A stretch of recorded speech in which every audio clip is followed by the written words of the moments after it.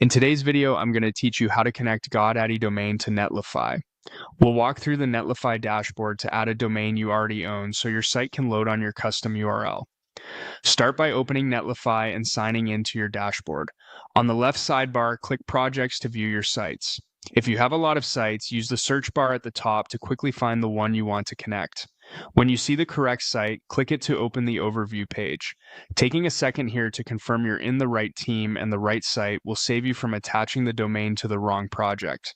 Next, head to Domain Management. You'll find it in the Site Settings area. This is where Netlify handles custom domains, subdomains, and automatic SSL. Click Add a Domain. Netlify will show two paths: buy a new domain or add a domain you already own. Since the domain is registered at GoDaddy, choose Add a domain you already own for now. Buying through Netlify is convenient, but we're connecting a domain that already exists. You'll see a field to enter your domain. Type your domain name exactly as registered, without HTTP or HTTPS, and without any extra slashes. For example, enter example.com or a specific subdomain like blog.example.com if that's your plan. Double check spelling, avoid trailing spaces, and make sure you're using the correct top-level domain like .com or .io. When you're confident it's correct, click Verify. Netlify will check the domain and get it ready for connection. If the domain is already attached to another site or workspace, you may see a prompt to resolve that first.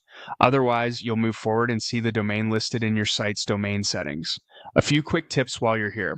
If you just purchased the domain at GoDaddy, give it a moment to become fully active before verifying. If verification doesn't pass, confirm there isn't an old configuration pointing the domain to a different service. For Apex domains like example.com, you can add a do alias later so both addresses work. Just keep your plan clear so you enter the exact host you intend to use. Once verification succeeds, Netlify will present the guidance you need to finish the connection on the registrar side. After DNS changes are in place, Netlify automatically provisions an SSL certificate and your site will go live on the custom domain once DNS is propagated.